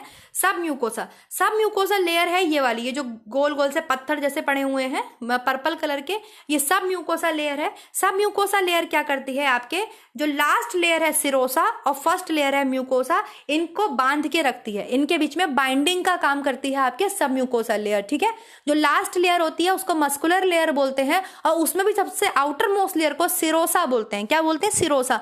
तो सिरोसा म्यूकोसा को बांध के कौन सी लेयर रखती है? सब म्यूकोसा। कौन सी लेयर रखती है? सब म्यूकोसा। ठीक है, और इसमें क्या रहता है? सब म्यूकोसा लेयर में जो भी ब्लड वेसल्स हैं, जो भी आपके क्या बोलते हैं इसे, तंत्रिकाएं होती हैं, इसके अलावा जो भी ब्लड वेसल्स होती हैं जिसमें अच्छा रक्त बहता है, और मतलब धमनी और शिराएं, ये सब आपके सब म्यूकोसा लेयर में होती हैं। इतना तो आपको पता ही है ना, जैसे हमने यूट्रस में पढ़ा था कि जो मायोमेट्रियम लेयर होती है, बीच वाली लेयर, उसी में नर्व्स और आपके जो है तंत्रिकाएं रहती हैं, इसीलिए वो जो लेयर होती है वो थोड़ी चौड़ी होती है। ठीक है, तो ये सब म्यूकोसा लेयर है। सब म्यूकोसा लेयर पहला तो क्या काम करती है? सिरोसा को और म्यूकोसा को बांध के रखती है, बाइंड करके रखती है। दूसरी बात, इसके अंदर जितनी भी तंत्रिकाएं होती हैं और आपके जो भी ब्लड वेसल्स होती हैं, नलियाएं होती हैं, खून की जो नली होती हैं, वो इसी लेयर में प्रेजेंट होती है। और जो लास्ट लेयर होती है उसको बोलते हैं मस्कुलर लेयर। मस्कुलर लेयर का फंक्शन होता है, ये फूड को मूव करने में हेल्प करता है। कैसे हेल्प करता है? ये कॉन्ट्रैक्ट होता है और रिलैक्स होता है, मतलब सिकुड़ता है, फैलता है, सिकुड़ता है, फैलता है, सिकुड़ता है, फैलता है। तो जब ये सिकुड़ता है, फैलता है, तो क्या होता है? एक मोशन क्रिएट होता है, एक मूवमेंट क्रिएट होता है, जिसकी वजह से फूड अंदर को धकेल पाता है। समझ में आ रहा है? फूड आपने खाया, अंदर गया कैसे? आपके जो जीआई ट्रैक्ट है, जीआई ट्रैक्ट जो होती है, ये जो नली है, आहार नाल है, ये वर्क करती है। ये आपकी ये फैल रही है और ये आपके सिकुड़ रही है। ठीक है, फैल रही है, सिकुड़ रही है, फैल रही है, सिकुड़ रही है, इस तरीके से काम करती है। तभी तो जो है आपके फूड अंदर को ढकेल पाएगा। तो मस्कुलर लेयर फूड को मूव करने में हेल्प करती है, ये सिकुड़ती है, ये फैलती है, जिसकी वजह से इसमें पेरिस्टाल्सिस मोशन क्रिएट होता है। कौन सा मोशन मूवमेंट क्रिएट होता है? ये पूछा जाता है, जीआई ट्रैक्ट में कौन सा मोशन मूवमेंट होता है? Peristalsis motion, peristalsis motion, peristalsis movement, जिसकी वजह से जो फूड है वो आगे पास कर पाता है। और ये एक और काम करता है, जो आपके मस्कुलर लेयर है, ये फूड को वापस नहीं आने देता। अब ऐसा भी तो हो सकता है जो फूड तुमने खाया वो पीछे को वापस आ जाए। वॉमिटिंग का केस एक अलग है, वॉमिटिंग एक अलग जो है बीमारी है, वॉमिटिंग एक अलग मतलब कॉज है कि फूड आपका बाहर निकल जाता है। वो किसी भी वजह से हो सकता है कि आपने ज्यादा खा लिया, या बच्चे में गैस बन गई, या कोई भी और काज हो सकता है। लेकिन नॉर्मली तो ऐसा नहीं होता ना कि आप फूड खा रहे हैं और वो बाहर को निकल के आ जाए। तो ये फूड को बाहर निकलने में भी प्रिवेंट करता है, जो फूड है वो अंदर ही रहे। और दूसरी चीज, ये फूड को पास आउट होने में भी, मुंह से नीचे तक ले जाने में भी, क्योंकि ये मोशन करता है, बराबर मूव करता है, सिकुड़ता है, फैलता है, सिकुड़ता है, फैलता है, जिसकी वजह से फूड क्या होता है? आगे कर पाता है। तो मस्कुलर लेयर का ये काम होता है। इसकी जो सबसे आउटर मोस्ट लेयर है, ये आपको दिखाई दे रही है, ये रेड कलर की, डार्क रेड कलर की लेयर, इसको बोलते हैं सिरोसा। क्या बोलते हैं? सिरोसा। ये जो है आपके लेयर, मस्कुलर लेयर को प्रोटेक्शन प्रोवाइड करती है। सबसे आउटर मोस्ट लेयर जो सिरोसा है, ये मस्कुलर लेयर को प्रोटेक्शन प्रोवाइड करती है। ठीक है, मस्कुलर लेयर फर्दर बहुत सारे पार्ट्स में डिवाइडेड होती है, मिसेंट्रिक पिलक्स में, सर्कुलर मस्कुलर में, लॉन्गिट्यूडनल मसल्स में। इतना पढ़ने की जरूरत नहीं है, बस सिंपल आपको 3 लेयर्स पढ़नी है जीआई ट्रैक की वॉल में। ये जीआई ट्रैक है। ठीक है, इसके जो इनर मोस्ट लेयर है, सबसे आंतरिक परत है, उसको बोलते हैं म्यूकोसा। फूड जो है वो आपके इसी लेयर से टच रहता है। मान लो ये फूड है, फूड इसी लेयर में टच रहता है आपके म्यूकोसा लेयर में। म्यूकोसा लेयर क्या करती है? फूड को एक तो नम बनाए रखती है, और जो भी एब्जॉर्प्शन है फूड का वो म्यूकोसा लेयर में ही होता है, क्योंकि म्यूकोसा लेयर में विलाय पाए जाते हैं। विलाय क्या होते हैं? हेयर लाइक, छोटे छोटे छोटे छोटे हेयर लाइक बालों की तरह एक स्ट्रक्चर होता है, जो कि क्या कर लेता है? न्यूट्रिएंट्स को एब्जॉर्ब कर लेता है। और ब्लड वेसल्स कहाँ पर होती हैं? ब्लड वेसल्स आपके इसके नीचे वाली लेयर में होती हैं, सब म्यूकोसा लेयर में होती हैं। सब म्यूकोसा लेयर मस्कुलर लेयर को और सब म्यूकोसा लेयर को क्या करके रखती है? बाइंड करके रखती है। इस म्यूकोसा लेयर को और मस्कुलर लेयर को बांध के रखती है सब म्यूकोसा लेयर। और जो भी तंत्रिकाएं हैं, ब्लड वेसल्स हैं, वो आपके सब म्यूकोसा लेयर्स में पाई जाती हैं। मस्कुलर लेयर जो होती है सबसे आखिरी लेयर जो होती है मस्कुलर लेयर, इसका क्या काम होता है? इसका काम होता है मूवमेंट करना। ये कॉन्ट्रैक्ट करती है, रिलैक्स करती है। जैसे दिल आपका सिकुड़ता है और फैलता है, सिकुड़ता है और फैलता है, तभी तो वो ब्लड को पंप कर पाता है। सेम जीआई ट्रैक भी ऐसे ही काम करती है। जीआई ट्रैक फैलती है, सिकुड़ती है, तभी जो फूड है वो आगे को पास हो पाता है, वरना एक ही जगह अटका रह जाएगा। कैसे वो नीचे तक जा पाता है? मूवमेंट के थ्रू से। कौन सा मूवमेंट होता है? पेरिस्टालसिस मूवमेंट होता है, जिसकी वजह से फूड आपके मुख से लेकर के एनस तक जा पाता है। It is clear now? अभी भी कोई कमेंट, कोई प्रॉब्लम हो तो फटाफट कमेंट सेक्शन में कमेंट करो। क्लियर हो गया? समझ में आ गया इन तीनों? एनाटमी समझ में आ गई जीआई ट्रैक की, इस वॉल का मतलब समझ में आ गया। जीआई ट्रैक क्या है? एलिमेंट्री कैनाल, आहार नाल की तीनों परतें समझ में आ गई। आहार नाल की सबसे आंतरिक परत होती है म्यूकोसा, जिसे हिंदी में श्लेष्म भी बोलते हैं। जो दूसरी लेयर होती है उसको बोलते हैं सब म्यूकोसा, और जो सबसे आउटर मोस्ट लेयर होती है मस्कुलर की बनी होती है, फाइब्रस मसल्स की बनी होती है, सिरोसा, उसको क्या बोलते हैं? सिरोसा। जो सबसे आउटर मोस्ट, सबसे बाहरी लेयर है सिरोसा, वो क्या करती है? अंदर वाली जो परतें हैं उनको सुरक्षा प्रदान करती है। It is clear now? चलो नेक्स्ट अब आगे बढ़ते हैं माउथ की तरफ। माउथ क्या है? मुख है। सबसे पहले जो भोजन है वो आपके कहाँ आता है? मुंह में आता है। आप मुंह में क्या करते हैं? इंजेस्ट करते हैं, फूड को अंदर लेते हैं। मुंह को आपके मुख गुहा बोलते हैं। ये मुख गुहा है। ये जो मुंह खोलते हो तुम अपना, ये गुहा जो बनती है इसको बोलते हैं बक्कल कैविटी। क्या बोलते हैं? Buccal cavity. ठीक है। इसमें क्या होता है? आपके सलाइवा पाया जाता है, सलाइवरी ग्लैंड्स पाई जाती हैं मुंह में। सलाइवा पाया जाता है ना। कितना सलाइवा होता है? बहुत सलाइवा होता है मुंह के अंदर। लगभग 1.5 लीटर जो है एक दिन में आपके पूरे जो ह्यूमन है उसमें कम से कम 1.5 लीटर पूरे दिन में जो है सलाइवा बनता है, लार बनता है। और छोटे बच्चों में लार बहुत ज्यादा बनता है। क्यों? क्योंकि लार ग्रंथि के बहुत सारे काम होते हैं। पहले तो लार ग्रंथि देखेंगे, मैंने पढ़ाया हुआ भी है लार ग्रंथि के बारे में, फिर भी मैं रिवाइज करा देती हूँ। ये लार ग्रंथि है जिसमें एक साइड 3 होती है, दूसरी साइड 3 होती है, मतलब टोटल 6 ग्रंथि होती हैं। एक साइड 3, दूसरी साइड भी 3। ठीक है, तो टोटल कितनी हो गई? 6। जिसमें सबसे बड़ी जो होती है वो आपके पैरोटिड ग्लैंड होती है, फिर सब मंडिबुलर ग्लैंड होती है, देन आपके सब लिंगुअल ग्लैंड्स होती हैं। सबसे बड़ी जो होती है पैरोटिड ग्लैंड होती है। क्लियर हो गया? ये जो आपके मम्स बीमारी होती है ना, मम्स बीमारी में आपके पैरोटिड ग्लैंड ही सूज जाती है। ये सबसे बड़ी लार ग्रंथि होती है। मनुष्य में 1.5 लीटर लार एक दिन में प्रोड्यूस होता है। कितना लीटर लार प्रोड्यूस होता है? 1.5 लीटर। अगर आप भरते रहोगे एक बोतल में तो 1.5 लीटर आपके जो है लार निकलता है एक दिन में। लार ग्रंथि करती क्या है? लार ग्रंथि आपके टाइलिन नामक एंजाइम को निकालती है, जो कि आपके किसको बचाता है? स्टार्च को बचाता है। कौन सा एंजाइम निकलता है? टाइलिन। टाइलिन एंजाइम किसको बचाता है? स्टार्च को बचाता है। ठीक है। उसके अलावा डाइस्टेज एंजाइम निकलता है। लाइजोजाइम होते हैं लार में आपके। लाइजोजाइम क्या करते हैं? जर्म्स को, कीटाणु को मार देते हैं। और एक क्यूलिन पदार्थ पाया जाता है। कौन सा पदार्थ? क्यूलिन। क्यूलिन क्या करता है? किसी भी पदार्थ को चिपचिपा कर देता है, खाने को आपके चिपचिपा बना देता है। और क्या बन जाता है वो खाना? बोलस बन जाता है। क्या बन जाता है? बोलस। क्या बन जाता है वो खाना? बोलस बन जाता है। ठीक है, समझ में आया? लार ग्रंथियों का क्या काम होता है? तो कार्बोहाइड्रेट का पाचन जो है वो कहाँ से स्टार्ट हो जाता है? आपके मुख से ही स्टार्ट हो जाता है। लार ग्रंथि में पाया जाने वाला टाइलिन एंजाइम स्टार्च पर वर्क करता है। स्टार्च मतलब मंड या चोकर, जो आप रोटी खाते हैं वो चोकर की बनी होती है। अनाज की सबसे आउटर मोस्ट लेयर होता है पेरिकार्प, उसमें पाया जाता है। और वही क्या होता है? आपके डाइजेस्ट होना स्टार्ट हो जाता है, पचना स्टार्ट हो जाता है मुंह से। कार्बोहाइड्रेट का पाचन आपके मुंह से स्टार्ट हो जाता है।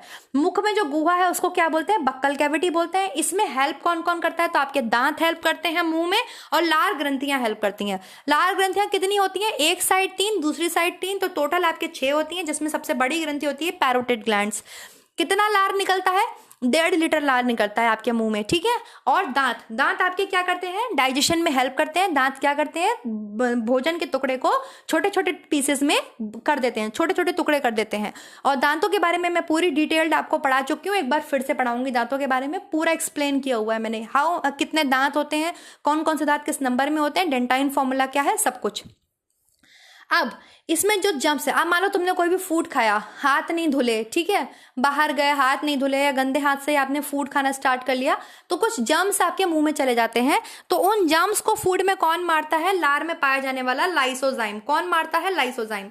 इसीलिए जो छोटे बच्चे होते हैं, छोटे बच्चों में आपके बहुत ज्यादा लार बनता है। क्यों बनता है? क्योंकि वो तो सारा दिन कहीं ना कहीं हाथ मारते ही रहते हैं, मुंह मारते ही रहते हैं, और गंदे हाथों से कुछ भी जमीन का उठा के खा लेते हैं। तो वो लार जो होती है छोटे बच्चों में इसीलिए ज्यादा निकलती है क्यों? क्योंकि वो कीटाणुओं को मारती है, ठीक है, जो भी फूड में। अब ऐसा नहीं है, मेरे कहने का मतलब ये नहीं है कि तुम गंदे संदे हाथ उठाओ और खाना खाना स्टार्ट कर दो कि मैम ने तो ये कहा। हम कितना भी अपने हाथों को साफ कर लें, लेकिन थोड़े बहुत बैक्टीरियाज हमारे हाथ में रह ही जाते हैं, तो जिसकी वजह से क्या होता है, जो ये लाइजोजाइम होता है ये लार में पाया जाता है और ये क्या करता है, उन कीटाणुओं को मार के खत्म कर देता है। तो प्लीज कॉन्सेप्ट समझिएगा, आप ये मत समझिएगा कि मैम ये कह रही है कि अगर गंदे हाथ से भी खाना खा लिया तो कोई बात नहीं है, बढ़िया है, गंदे हाथ से भी खाना खा लो, मतलब समझना बात को, ठीक है ना। छोटे बच्चों में क्यों इतना लार बनता है? इसीलिए बनता है ताकि वो जो कीटाणु है, क्योंकि वो कैसे भी कुछ भी हाथ मुंह में डाल लेते हैं, उसको कीटाणु को वो मारता है, लाइजोजाइम। क्लियर हो गया? समझ में आ गया? मुख का समझ में आ गया, मुंह में क्या होता है, क्लियर हो गया? ठीक। अब फूड कहाँ आता है आपके? अब आता है फूड आपके फूड पाइप में। फूड पाइप जिसे आप हिंदी में क्या बोलते हैं? ग्रसनी बोलते हैं, ठीक है, या ग्रास नली बोलते हैं। इसकी लंबाई कितनी होती है? 15 सेंटीमीटर होती है और इसे इंग्लिश में ईसोफेगस पाइप भी बोला जाता है। कितनी लंबाई होती है इसकी? 15 सेंटीमीटर। अब देखो ये जो फूड है, ये यहां से यहां आ गया। कैसे आ गया? ड्यू टू पेरिस्टाल्टिक मोशन की वजह से ये फूड जो है ऊपर से यहां आ गया, क्योंकि ये जो नली है, ये जो जीआई ट्रैक्ट की नली है, ये क्या करती है, ये बराबर फैलती है और सिकुड़ती है, ठीक है, फिर फैलती है, फिर आपके सिकुड़ती है, फिर फैलती है, फिर आपके सिकुड़ती है, जिससे क्या होता है, ये जो फूड है आपके खिसकता रहता है, आगे बढ़ता रहता है। तो फूड पाइप में क्या होता है? फूड पाइप में कोई भी पाचन नहीं होता, किसी भी तरीके का कोई पाचन फूड पाइप में नहीं होता है। फूड पाइप का सिर्फ इतना ही काम होता है कि ये फूड को क्या करते हैं, आगे बढ़ा देती है, ठीक है। और यहाँ पर जो ये फूड नीचे आ रहा है, इसका नाम क्या है? ये फूड क्या बन चुका है? बोलस बन चुका है। क्या बन चुका है? बोलस। क्या बन चुका है? बोलस बन चुका है, ठीक है। तो मुंह में आपने फूड को काटा पीटा, उसमें लार मिक्स हो गई, वो क्या बन गया? बोलस। बोलस फूड पाइप के थ्रू, ग्रास नली के थ्रू क्या हो रहा है? नीचे आ रहा है। किस में आ रहा है? अब आपके ये स्टमक में आ रहा है। स्टमक जिसे आप आमाशय बोलते हैं हिंदी में, जो कि एक तरफ से तो आपके ईसोफेगस पाइप मतलब भोजन नली से जुड़ा होता है, और दूसरी तरफ से आपके स्मॉल इंटेस्टाइन मतलब छोटी आंत से जुड़ा होता है, छोटी आंत के ड्यूडेनम वाले पार्ट से जुड़ा होता है। चलो भाई अब पेट की तरफ चलते हैं। स्टमक जिसे आमाशय बोलते हैं, जो आंतरिक है, जो आपके पेट के अंदर है, ठीक है, उसे बोलते हैं आमाशय, और जो आपका बाहर दिखता है उसे बोलते हैं उदर। बाहर जो दिखता है उसे बोलते हैं उदर। तो इसीलिए गणेश जी का नाम है लंबोदर, मतलब लंबा है उदर जिनका, वो है लंबोदर। तो बाहर वाला जो आपका दिखता है, जो मांस आपका शरीर में दिखता है बाहर आपका, उसे बोलते हैं उदर, और अंदर वाले भाग को बोलते हैं आपके जो अंदर है, ये जो स्ट्रक्चर है, इसे बोलते हैं आमाशय, ठीक है। अब मैंने आपको जैसा पढ़ाया है, पहले भी पढ़ाया है आपको बहुत अच्छे से, डाइजेस्टिव सिस्टम। आमाशय के आपके 3 पार्ट्स होते हैं। सबसे पहला पार्ट आपके कार्डियक होता है, क्योंकि यहाँ पे हृदय जो है वो पास में होता है, हार्ट पास में होता है, इसलिए इस पार्ट को कार्डियक बोलते हैं। फंडस से सबसे ऊपर वाला पार्ट हो गया, देन फिर ये बॉडी बोल दी जाती है, बॉडी बोल दी है, या इस पूरे पार्ट को आप फंडस बोल दीजिए, कोई इशू नहीं है, ये पूरा पार्ट भी आपके फंडस बोला जा सकता है। और लास्ट वाला जो पार्ट होता है ये आपके पाइलोरी कहलाता है, या इसको पाइलोरस बोलते हैं, ठीक है, थर्ड पार्ट। तो आप इसको 3 तरीके से डिवाइड कर लेंगे। पहला पार्ट आपके कार्डियक हो गया, दूसरा पार्ट फंडस हो गया, तीसरा पार्ट आपके पाइलोरी हो गया। पहला पार्ट कार्डियस, दूसरा पार्ट फंडस। कार्डियक वाले पार्ट में क्या मिलता है? कार्डियक वाले पार्ट में आपके HCl होता है, हाइड्रोक्लोरिक एसिड होता है, HCl। तो जैसे ही जो आपके बोलस है, बोलस मतलब जो फूड है, वो क्या करते हैं, कार्डियक पार्ट से अंदर आता है, तो यहाँ पर HCl होता है। जो अगर कीटाणु बच गए हैं तो HCl क्या करता है, फूड के कीटाणुओं को मार देता है, ठीक है। और फिर कार्डियक पार्ट से फूड जो है आपके कहाँ आ जाता है, अंदर आ जाता है, फंडस में आ जाता है। और अब जो भोजन है उसका जो माध्यम है वो कैसा हो गया, अम्लीय हो जाता है। भोजन कैसा हो जाता है, अम्लीय हो जाता है, क्योंकि इसमें क्या मिक्स हो चुका है, HCl मिक्स हो चुका है। HCl क्या होता है, भोजन को तोड़ देता है, और HCl ही अगर बॉडी में आपके बढ़ता है तो आपको एसिडिटी होती है। जब एसिडिटी होती है तो आप क्या लेते हैं, मिल्क ऑफ मैग्नीशिया लेते हैं, MgOH2 लेते हैं, मतलब इनो पीते हैं। इनो क्या है, इनो एक क्षार है, इनो क्या है, क्षार है, जो आपके इसके माध्यम को एसिडिक को क्या करता है, लूज कर देता है। अब हम पहले थोड़ी सी बात कर लेते हैं एसिड और बेस क्या होते हैं। जो 7 नंबर होता है आपके, 7 नंबर, वो आपके क्या कहलाता है, वो आपके न्यूट्रल कहलाता है। तो जैसे जैसे आप ऊपर बढ़ेंगे, 6, 5, 4, 3, 2, 1 पे जाएंगे, मतलब फूड का माध्यम कैसा होता जा रहा है, या किसी भी चीज का माध्यम कैसा होता जा रहा है, एसिडिक। और जैसे ही आप नीचे आएंगे 8, 9, 10, 11, इसका मतलब कैसा होता जा रही है, वो चीज क्षारीय होती जा रही है। कैसी होती जा रही है, वो चीज क्षारीय होती जा रही है। तो पेट में जाते ही आपका फूड कैसा हो जाता है? पेट में जाते ही आपका फूड, आमाशय में जाते ही आपका फूड क्षारीय अम्लीय हो जाता है। क्यों अम्लीय हो जाता है? क्योंकि यहाँ पर क्या प्रेजेंट होता है? HCl प्रेजेंट होता है, हाइड्रोक्लोरिक एसिड मिलता है। ये हाइड्रोक्लोरिक एसिड क्या करता है? अगर फूड में कोई कीटाणु है तो उसको मार देता है, ठीक है। और क्या करता है? भोजन को अम्लीय बना देता है, भोजन को तोड़ देता है। अगर यही एसिडिटी जो है ज्यादा बढ़ जाती है, ये एसिडिटी कैसे बढ़ जाता है, ये HCl का लेवल कैसे बढ़ जाता है? अगर आप बहुत ज्यादा मिर्च मसाले वाला भोजन खा रहे हैं या आप बहुत ज्यादा तेल अचार खा रहे हैं तो उससे क्या होता है? ये HCl बढ़ जाता है, ठीक है। और फिर ये जब बढ़ जाता है तो लोगों को एसिडिटी होती है, खट्टी खट्टी डकारें, अजीब सी चीजें होने लगती हैं। तो उसको शांत करने के लिए आप क्या लेते हैं? क्षार लेते हैं, मिल्क ऑफ मैग्नीशिया लेते हैं, MgOH लेते हैं। जिसके आगे भी OH लगा होता है इसका मतलब वो क्षारीय चीज है, और जिसके आगे भी H लगा होता है इसका मतलब वो एसिडिक है। समझ में आ गया? हाइड्रो इसका मतलब वो एसिडिक है, अगर OH लगा हुआ है तो इसका मतलब हम क्षारीय बात कर रहे हैं। तो मिल्क ऑफ मैग्नीशिया लेते हैं, क्षार लेते हैं मतलब इनो, इससे क्या होता है? एसिडिटी कम हो जाती है। और अगर बहुत ज्यादा HCl बढ़ जाता है तो पेट में अल्सर कॉज होता है। क्या कॉज होता है? अल्सर कॉज होता है। समझ में आया? इतना बात समझ में आया? अब ये आप लोग सोचेंगे कि ये HCl है, मैंने आपको पहले ही बताया था, ये जो पूरा ये सब क्या है? GI ट्रैक है। इसके अंदर वाली लेयर जो इनर मोस्ट लेयर है वो क्या है? आपके म्यूकोसा। यही म्यूकोसा जो है, ये म्यूकोसा लेयर इस HCl से क्या करती है? आमाशय की दीवारों को बचा के रखती है। आमाशय की दीवारें खराब नहीं होती। क्यों नहीं खराब होती? HCl के होने के बावजूद भी क्यों नहीं खराब होती? क्योंकि जो इनर मोस्ट लेयर है GI ट्रैक की, GI ट्रैक क्या है? मैं 10 बार बता चुकी हूं, पूरा मुख से शुरू होने वाला और एनस द्वार तक जाने वाला आपका क्या है? GI ट्रैक्ट है, एलिमेंट्री कैनाल है, और वो पूरा आपके 3 लेयर से बना हुआ है, म्यूकोसा, सब म्यूकोसा और सिरोसा। इसलिए मैंने वो लेयर आपको पढ़ाई है ताकि इतना डिटेल्ड आप समझ सके कि क्यों हमारे पेट में HCl होने के बाद भी हमारे पेट की, हमारे आमाशय की दीवारें नहीं जलती, नहीं खराब होती। इसीलिए नहीं खराब होती क्योंकि जो इनर मोस्ट लेयर है आपके आमाशय की या पूरे GI ट्रैक्ट की जो इनर मोस्ट लेयर है वो म्यूकोसा की बनी हुई है। और म्यूकोसा या श्लेष्म क्या करता है? ये प्रिवेंट करता है, ये ऐसा कर देता है, ये क्षार प्रोड्यूस कर देता है। ये जो म्यूकोसा लेयर होती है, ये जो सबसे अंदर की लेयर होती है म्यूकोसा लेयर, ये क्षार निकालती रहती है। जब ये क्षार निकालती रहती है और अंदर यहाँ पे क्या भरा है? अंदर यहाँ पे HCl भरा है, तो HCl और क्षार निकालती रहती है, मतलब ये अटैक अपने ऊपर न्यूट्रल कर देता है। जैसे ये एसिडिक और क्षार आपस में मिलते हैं तो ये न्यूट्रल बन देता है, न्यूट्रल हो जाते हैं दोनों, और आपकी जो स्टमक की वॉल्स है वो खराब नहीं होती। ये बराबर क्षार प्रोड्यूस करती रहती है। क्षार मतलब आपके एल्कलाइन निकालती रहती है, निकालती रहती है, निकालती रहती है, निकालती रहती है, कंटिन्यू निकालती रहती है। और अंदर क्या है? HCl है। जब ये दोनों आकर के दीवार पे मिलते हैं तो यहाँ पे क्या बन जाता है? यहाँ पे न्यूट्रल हो जाते हैं, दोनों एकदम जीरो हो जाते हैं, दोनों न्यूट्रल हो जाते हैं, और फिर आमाशय की दीवारें बच जाती हैं। क्लियर हो गया? समझ में आ गया? समझ में आया कि नहीं समझ में आया? ठीक। अब क्या होता है? फूड यहाँ पर आपके काइम बन जाता है। क्या बन जाता है? काइम। यहाँ पे HCl ने तोड़ा, डाइजेशन हुआ, और यहाँ पर एक चीज होती है, ये जो बॉडी है, ये जो फंडस वाला पार्ट है आपके, यहाँ पे रूजी प्रेजेंट होते हैं। रूजी ऐसा कांटेनुमा संरचना होती है, रूजी ऐसी कांटेनुमा संरचना होती है जो यहाँ पे प्रेजेंट होते हैं। ये क्या करते हैं? ये फूड को 4 घंटे तक रोक के रखते हैं। क्या करते हैं? ये फूड को 4 घंटे तक यहाँ पर रोक के रखते हैं, तभी आपको आपका पेट भरा भरा लगता है। समझ में आ रहा है? क्या लगता है आपको? आपका पेट भरा भरा लगता है। तो स्टमक में आपके क्या होता है? स्टमक में आपने सबसे पहले तो आपने ये समझा कि यहाँ पर जो हमारा HCl है, HCl आके मिलता है। सबसे पहले तो आपके HCl मिलता है कार्डियक वाले पार्ट में। HCl क्या करता है? फूड को आपके अम्लीय बना देता है, और अगर कीटाणु है तो उसे मार देता है। उसके बाद फूड कार्डियक से कहाँ आता है? हमारे फंडस में आता है। फंडस में क्या होता है? यहाँ पे रूजी पाए जाते हैं। क्या पाए जाते हैं? आपके रूजी। ये रूजी क्या करते हैं? RUJE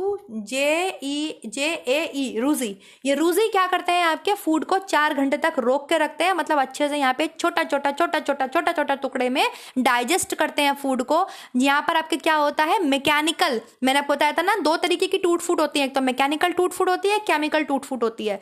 जब आपको मैंने प्रोसेस पढ़ाई थी डाइजेशन की, अभी जस्ट पढ़ाया था, इंजेक्शन, फिर आपके क्या था? प्रपल्शन, फिर आपके क्या था? डाइजेशन। तो मैकेनिकल एंड केमिकल, यहाँ पे छोटी छोटी टूट फूट होती है, और 4 घंटे तक ये रूजी जो है आपके पेट में फूड को रोक के रखती हैं, और आमाशय में फूड आपके क्या बन जाता है? काइम बन जाता है। अब जैसे ही इस फंडस वाले पार्ट से फूड आगे बढ़ता है पाइलोरी में, यहाँ पाइलोरी वाले पार्ट में आता है, तो यहाँ पर आपके जठर ग्रंथि पाई जाती हैं। क्या पाई जाती हैं? जठर ग्रंथि। क्या पाई जाती है? आपके जठर ग्रंथि, ठीक है, जिसको आप बोलते हैं स्टमक की ग्लैंड्स, आमाशय की ग्लैंड, जठर ग्रंथि। जो कि क्या करता है, जठर रस निकालता है। क्या निकालता है, जठर रस निकालता है। और जठर रस कौन कौन से निकलते हैं, आपके पेप्सिन निकलता है। यहाँ पर पेप्सिन जो है वो प्रोटीन को तोड़ता है। क्या करता है, पेप्सिन आपके प्रोटीन को तोड़ता है। और दूसरा यहाँ पे एक एंजाइम निकलता है जठर ग्रंथि से, जिसे बोलते हैं रेनिन। क्या निकलता है आपके, रेनिन। पहला तो क्या निकला आपके यहाँ पे, जठर ग्रंथि। ये छोटी छोटी इस तरीके से जठर ग्रंथि पाई जाती है दोनों साइड। क्या पाई जाती है, जठर ग्रंथि। ये जठर ग्रंथि क्या निकालती है, पेप्सिन निकालती है, पेप्सिन। तो अब आपके किसका डाइजेशन शुरू हुआ, प्रोटीन का डाइजेशन शुरू हुआ। यहाँ पे जो है पेप्सिन वो किसको तोड़ता है, प्रोटीन को। कार्बोहाइड्रेट कहाँ से टूटने लगा था, कार्बोहाइड्रेट तो मुंह से ही टूटने लगा था। टाइलिन वर्क करता है और स्टार्च को, मंड को, चोकर को तोड़ता है, ठीक है। लेकिन प्रोटीन आपके कहां से टूटना स्टार्ट हुआ, पेप्सिन। पेप्सिन जो है वो प्रोटीन को पचाता है, समझ में आ गया। और दूसरा एक एंजाइम जठर ग्रंथि निकालती है, उसका नाम है रेनिन। क्या नाम है, रेनिन। रेनिन जो है वो दूध की प्रोटीन केसीन को पचाता है। दूध की प्रोटीन केसीन को पचाता है। दूध की प्रोटीन जो होती है आपके केसीन, उसे पचाता है। क्लियर है, केसीन। ये क्या करता है, जो दूध में पाई जाने वाली प्रोटीन है केसीन, उसको दही कैल्शियम पैरासिनेट में बदल देता है। तो आपने देखा होगा जो छोटे बच्चे होते हैं वो दूध ही पीते हैं, है ना। और अगर उनको आप डकार दिलाते हैं तो एकदम से उनके मुंह से एक दही जैसा पदार्थ निकलता है। या कोई उल्टी कर देता है दूध पी के, तो आप देखिए पीता तो दूध है लेकिन जब बाहर निकलता है तो दही जैसा फटा फटा सा पदार्थ निकलता है। वो इसी रेनिन एंजाइम की वजह से निकलता है। और ये रेनिन एंजाइम जो है ये अडल्टहुड तक आते आते खत्म हो जाता है बॉडी में। तो जो बूढ़े लोग होते हैं उन्हें इसीलिए सजेस्ट किया जाता है कि अब आप दूध मत पीजिए, अब आप डायरेक्ट क्या खाइए, दही खाइए। क्योंकि दूध को शरीर में दही में परिवर्तित करने का काम रेनिन एंजाइम करता है। ये दूध में पाई जाने वाली प्रोटीन केसीन के ऊपर काम करता है। समझ में आ गया, समझ में आ गया कि नहीं आ गया। अडल्ट में इसका काम पेप्सिन करता है, लेकिन आपको स्टमक में मेन आपको ये चीज समझनी है कि स्टमक में किसका डाइजेशन होता है, मेनली प्रोटीन का डाइजेशन होता है। किसका डाइजेशन होता है, मेनली प्रोटीन का। मुख में किसका डाइजेशन हुआ था, मेनली कार्बोहाइड्रेट्स का। किसने काम किया था, टाइलिन ने। टाइलिन ने क्या करा, स्टार्च को, मंड को तोड़ दिया, ठीक है। अब फूड कहाँ आ जाता है, आपके जो आपके बोलस था वो कहाँ आ जाता है, स्टमक में आ जाता है। स्टमक में तीन चीजें होती हैं स्टमक में आपके, जैसे ही वो कार्डियक वाले पार्ट में आता है यहाँ उसको क्या मिलता है, HCl मिलता है। HCl फूड का अम्लीय बना देता है, अम्लीय बना देता है। इसके अलावा फूड को छोटे छोटे टुकड़ों में तोड़ देता है और क्या करता है, फूड को आपके जो कीटाणु है उसे मार देता है। यहाँ से फिर फूड आपके फंडस वाले पार्ट में आता है या बॉडी वाले पार्ट में आता है। यहाँ पर आने के बाद क्या होता है, यहाँ रूजी होते हैं, कांटेनुमा संरचना होती है जो फूड को 4 घंटे तक रोक के रखती है और छोटे छोटे टुकड़ों में तोड़ देती है, ठीक है। इसके बाद फूड पाइलोरस वाले पार्ट में आता है आमाशय के। यहाँ पर क्या होता है, यहाँ पर जठर ग्रंथि होती है और जठर ग्रंथि से 2 आपके रस निकलते हैं। ये पहला निकलता है आपके पेप्सिन और दूसरा निकलता है आपके रेनिन। पेप्सिन जो है वो आपके प्रोटीन को तोड़ता है और रेनिन जो है आपके वो दूध में पाई जाने वाली केसीन प्रोटीन। तो है तो प्रोटीन ही, केसीन क्या है, दूध में पाई जाने वाली प्रोटीन ही है ना। तो मेनली किसका डाइजेशन हो रहा है स्टमक में, मेनली आपके स्टमक में प्रोटीन का डाइजेशन हो रहा है। प्रोटीन टूट रहा है आपके। पेप्सिन किसको तोड़ रहा है, प्रोटीन को। और जो रेनिन है वो भी किसको तोड़ रहा है, दूध में पाई जाने वाली केसीन प्रोटीन को तोड़ रहा है, दही में परिवर्तित कर रहा है। क्लियर हो गया। अब इसके बाद जो है आपके फूड यहाँ पर कैसा है, पहले तो आप ये बता दीजिए, अम्लीय है। कैसा है फूड, अम्लीय है। क्यों अम्लीय है, क्योंकि यहाँ पर HCl है। तो जो आपके काइम है वो कौन सा है, बोलस था पहले मुंह में, बोलस से अब वो क्या बन गया, काइम बन गया। और काइम आपका कैसा है, अम्लीय है। अब ये आपके पास होता है स्मॉल इंटेस्टाइन में। कहाँ जाता है, स्मॉल इंटेस्टाइन में। तो हम भी चलते हैं स्मॉल इंटेस्टाइन पर। ये है आपके स्मॉल इंटेस्टाइन, जिसे बोलते हैं आप छोटी आंत। छोटी आंत के 3 पार्ट होते हैं, ड्यूडेनम, जीजनम, इलियम। इसे ऐसे याद करो। एक स्मॉल इंटेस्टाइन को जरा शॉर्ट फॉर्म में पढ़ो, क्या है ये, SI। क्या है, SI, ठीक है। SI मतलब हम यहाँ पे लेंगे सब इंस्पेक्टर। तो हमारे शहर में एक सब इंस्पेक्टर आया है जिसका नाम है DJI। जिसका नाम क्या है, DJI। याद हुआ, duodenum, jejunum, ileum, duodenum, jejunum, ileum, duodenum, jejunum, ileum, ठीक। बहुत से बच्चे होते हैं जिन्हें स्मॉल इंटेस्टाइन के पार्ट्स, लार्ज इंटेस्टाइन के पार्ट्स नहीं याद रह जाते हैं, वो ऐसे याद करेंगे। स्मॉल इंटेस्टाइन मतलब SI, उसकी शॉर्ट फॉर्म क्या है, SI। मेरे शहर में एक SI आया है, उसका नाम क्या है, DJI। उसका नाम क्या है, DJI। हमारे एक SI आया, उसका नाम क्या है, DJI। ड्यूडेनम, जीजनम, इलियम, ठीक है। ये 3 पार्ट होते हैं स्मॉल इंटेस्टाइन के। जो ये ड्यूडेनम वाला पार्ट होता है ये आपके स्टमक से जुड़ा होता है। ये स्मॉल इंटेस्टाइन का सबसे ऊपरी हिस्सा होता है, जहां से आपके स्मॉल इंटेस्टाइन आमाशय से जुड़ी होती है। जहां से छोटी आंत आपके आमाशय से जुड़ी होती है उस पार्ट को ड्यूडेनम बोलते हैं, ठीक है। और फिर बीच वाला पार्ट आता है जीजनम और लास्ट वाला पार्ट आता है आपके इलियम। क्लियर हुआ, समझ में आया। स्मॉल इंटेस्टाइन में जैसे ही फूड एंटर लेता है तो जो स्मॉल इंटेस्टाइन है वो कहती है मैं तो अम्लीय फूड पे काम करती ही नहीं, मुझे तो क्षारीय फूड चाहिए। कैसा फूड चाहिए? क्षारीय फूड चाहिए। तो स्मॉल इंटेस्टाइन में आपके 2 हार्मोन सिक्रीट होते हैं और ये मैंने पहले भी पढ़ाया था और लास्ट टीजीटी में यहाँ से क्वेश्चन पूछा था कि स्मॉल इंटेस्टाइन से कौन सा हार्मोन सिक्रीट होता है? कोलिसिस्टोकाइनिन। स्मॉल इंटेस्टाइन के ड्यूडेनम वाले पार्ट से मैं थोड़ा और इसको एनलार्ज कर लेती हूँ। स्मॉल इंटेस्टाइन के अगर पूछ लिया जाए स्मॉल इंटेस्टाइन के किस पार्ट से कोलिसिस्टोकाइनिन सिक्रीट होता है, तो ड्यूडेनम वाले पार्ट से सिक्रीट होता है। स्मॉल इंटेस्टाइन के ड्यूडेनम वाले पार्ट में जब छोटी आंत में आपके भोजन आया जाता है, ठीक है, पेट में भोजन अम्लीय था, जब छोटी आंत में भोजन आता है तो छोटी आंत जो है वो अम्लीय भोजन पे काम ही नहीं करती, और जबकि आपको पता है कि सबसे ज़्यादा फूड का जो डाइजेशन है वो छोटी आंत में होता है। तो छोटी आंत के भी सबसे ऊपर वाले पार्ट मतलब ड्यूडेनम में आपके 2 हार्मोन सिक्रीट होते हैं। एक सिक्रीट होता है आपके कोलिसिस्टोकाइनिन, ठीक है, और दूसरा आपके सिक्रीट होता है सिक्रेटिन। दूसरा आपके कौन सा सिक्रीट होता है? सिक्रेटिन। अब आपको पता है, यहां देख लेते हैं, ये देख लियो, सबसे स्टार्टिंग में चलते हैं जहां पे हमने ये, तो आपको पता है स्मॉल इंटेस्टाइन के इस साइड क्या है? आपके बाइल मतलब लीवर है और आपके गॉल ब्लैडर है, और आपके दूसरी साइड क्या है? राइट साइड क्या है? स्टमक के राइट साइड क्या है? आपके ये है गॉल ब्लैडर है और लीवर है, और लेफ्ट साइड आपके क्या होता है? पेनक्रियाज होता है, अग्नाशय होता है।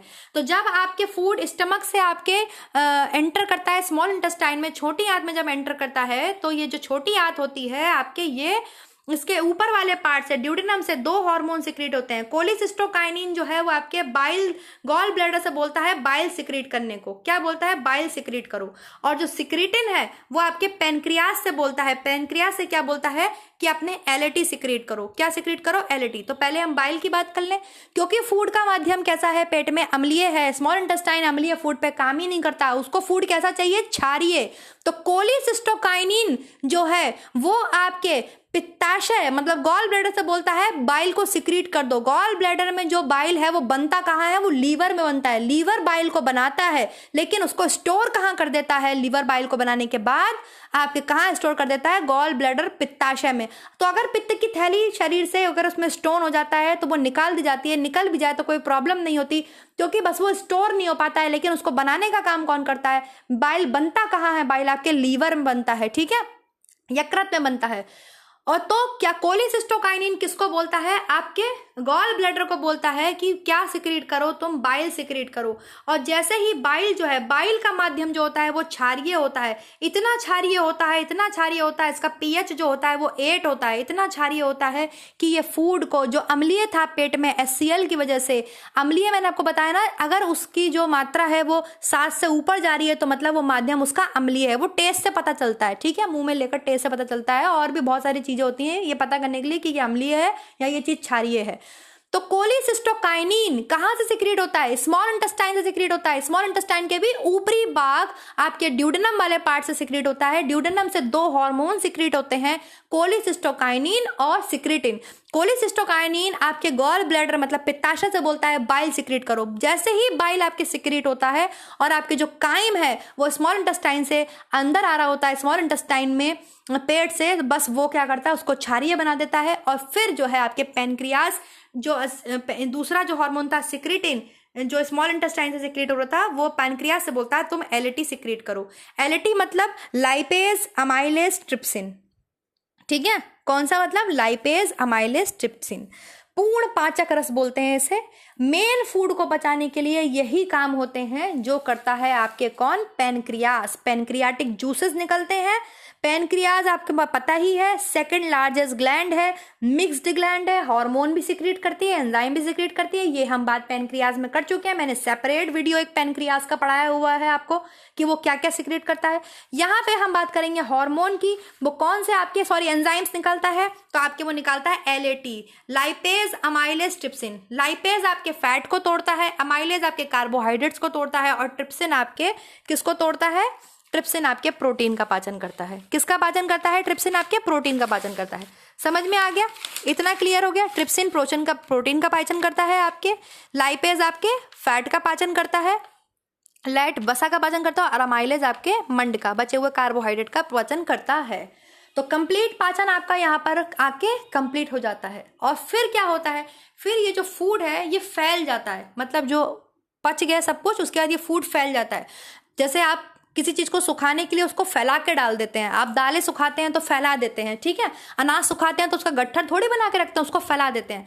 तो स्मॉल इंटेस्टाइन में, ये मान लो स्मॉल इंटेस्टाइन है, तो इसमें फैलाने वाला काम जो है फूड को, ये पार्ट आपके जीजनम करता है। क्या करता है, जीजनम करता है। जीजनम में है जो फूड है वो काफी देर के लिए क्या होता है, पड़ा रहता है। इस वाले पार्ट में आपके फूड काफी देर पड़ा रहता है। जीजनम वाले पार्ट में फूड को फैलाने का काम कौन करता है, जीजनम करता है। देन फिर फूड जो है आपके किस में आता है, इलियम में। इलियम में आपके पाए जाते हैं वही विलाय पाए जाते हैं, हेयर लाइक स्ट्रक्चर पाया जाता है, जो कि क्या करता है, जितने भी न्यूट्रिएंट है उसको एब्जॉर्ब कर लेता है। क्लियर हुआ कि नहीं क्लियर हुआ, फिर से क्लियर कर देती हूं मैं। फूड आपके पहले कहाँ था, सबसे पहले मुंह से स्टार्ट हुआ, मुंह में आपके क्या बना, बोलस बना। किसका डाइजेशन स्टार्ट किसका हो गया, आपके कार्बोहाइड्रेट का। टाइलिन ने किसको तोड़ दिया, कार्बोहाइड्रेट्स को तोड़ दिया, स्टार्च को तोड़ दिया, पॉलीसेकेराइड्स को तोड़ दिया। फिर आपके फूड वो क्या बन जाता है, लार मिक्स हो गई, वो बोलस बन गया। वो बोलस आपके फूड पाइप के थ्रू कहाँ आता है, स्टमक में, पेट में आता है। पेट में आपके HCl पाया जाता है। वो फूड को क्या कर देता है, वो फूड को आपके अम्लीय बना देता है। और क्या कर देता है, आपको यहाँ पे रूजी होते हैं जो 4 घंटे तक फूड को फंडस में या बॉडी में रोक के रखते हैं। फिर फूड आगे बढ़ता है तो सबसे पहले कौन सी ग्लैंड्स मिलती हैं यहाँ पर, जठर ग्रंथि। जठर ग्रंथि होती हैं, सबसे पहले जठर ग्रंथि मिलती हैं जो अमाशय में पाई जाती हैं। जठर ग्रंथि कहाँ पाई जाती हैं, अमाशय के पाइलोरी वाले पार्ट में पाई जाती हैं। दिमाग लगा के पढ़ना, ये क्वेश्चन TGT में पूछे जाते हैं और लास्ट ही पूछा गया था कोलिसिस्टोकाइनिन वाला, समझ में आ रहा है। तो जठर ग्रंथि क्या करती है, जठर ग्रंथि से रेनिन एंजाइम निकलता है, पेप्सिन एंजाइम निकलता है। अब जो है सबसे पहले प्रोटीन का पाचन कहाँ होता है, पेप्सिन एंजाइम करता है। यहाँ पर पेप्सिन तोड़ता है, रेनिन दूध में पाई जाने वाली केसिन को तोड़ता है, दही में परिवर्तित करता है। यहाँ पर फूड कैसा हो गया है, अम्लीय हो गया है। स्मॉल इंटेस्टाइन तो अम्लीय फूड पे काम ही नहीं करती, तो स्मॉल इंटेस्टाइन क्या सिक्रीट करती है, 2 हार्मोन सिक्रीट करती है। यही क्वेश्चन पूछा गया था। और स्मॉल इंटेस्टाइन का अपर पार्ट, ड्यूडेनम पार्ट जो है वो दोनों हार्मोन सिक्रीट करता है। कोलिसिस्टोकाइनिन आपके बाइल को भेजने के लिए सिक्रीट होता है कि भैया बाइल निकाल दो। बाइल क्या करता है, फूड को क्षारीय बना देता है, क्योंकि फूड कैसा है, अम्लीय है। फूड को कैसा कर देता है, क्षारीय कर देता है। और दूसरा जो है सिक्रीटिन, वो पेनक्रियास से बोलता है, अग्नाशय से ये बोलता है लाओ पूर्ण पाचक रस निकालो। जो भोजन को पूरी तरीके से पचा दे उसको बोलते हैं पूर्ण पाचक रस, जो कि है लाइपेज, अमाइलेज, ट्रिप्सिन। लाइपेज किस पे काम करेगा, वसा पे काम करेगा। लिपिड से लाइपेज, ट्रिप्सिन किस पे काम करेगा, आपके कार्बोहाइड्रेट पे काम करेगा। इसके अलावा यहाँ पे सुक्रेज एंजाइम होता है जो सुक्रोज को तोड़ता है। माल्टेज एंजाइम होता है जो माल्टोज को तोड़ता है। गैलेक्टेज एंजाइम होता है जो गैलेक्टोज को तोड़ता है। वो तो इजी है, आपको पता ही है। और जो लास्ट होता है वो होता है ट्रिप्सिन। ट्रिप्सिन आपको फाइनली लास्ट तक प्रोटीन आपके टूटता है। ट्रिप्सिन जो है वो किसको तोड़ता है, प्रोटीन को तोड़ता है। प्रोटीन की स्पेलिंग देखो,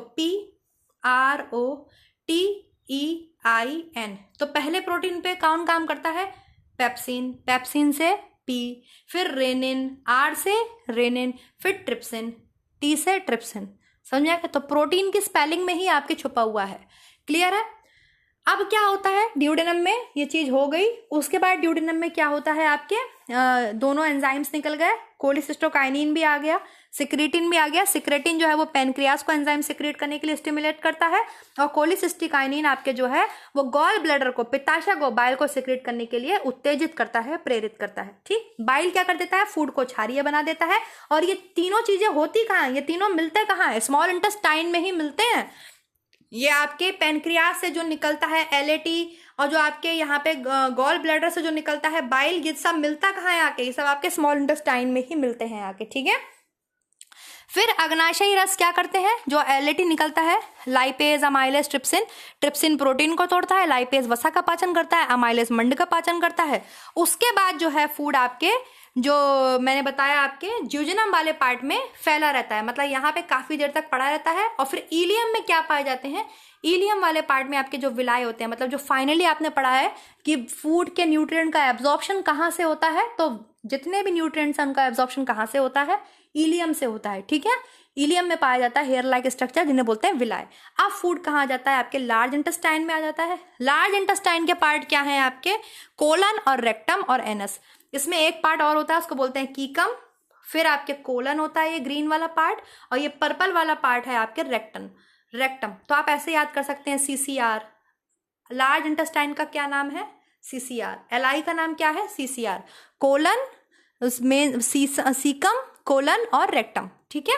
ये इसके लार्ज इंटेस्टाइन के पार्ट है। लार्ज इंटेस्टाइन क्या करता है आपके?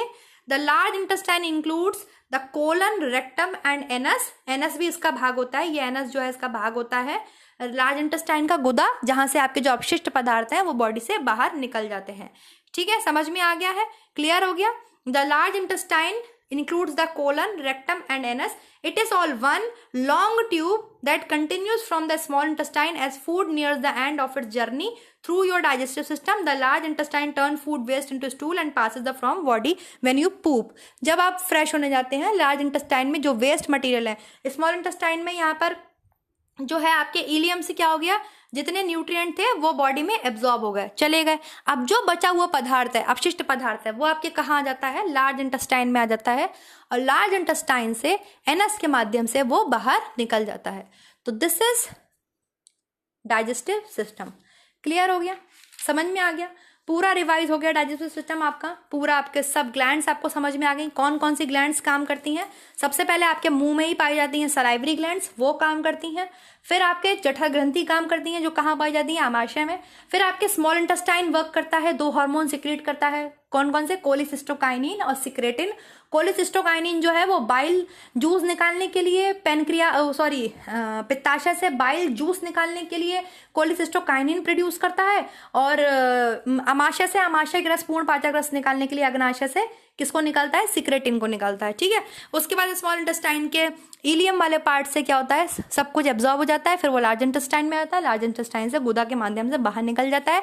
ये रहा आपका complete digestive system. So student, अब हम इससे रिलेटेड क्वेश्चन आंसर्स करेंगे नेक्स्ट वीडियो में। डिटेल्ड क्वेश्चन रहेंगे, जो मैंने पढ़ाया है सब कुछ रहेगा। आपको समझ में आया है, नहीं समझ में आया, आप कमेंट सेक्शन में कमेंट कीजिए। 1 घंटे का वीडियो हो गया है। Thank you so much guys. Next video में मिलेंगे हम नेक्स्ट टॉपिक के साथ। तब तक के लिए पढ़ते रहिए। Thank you so much.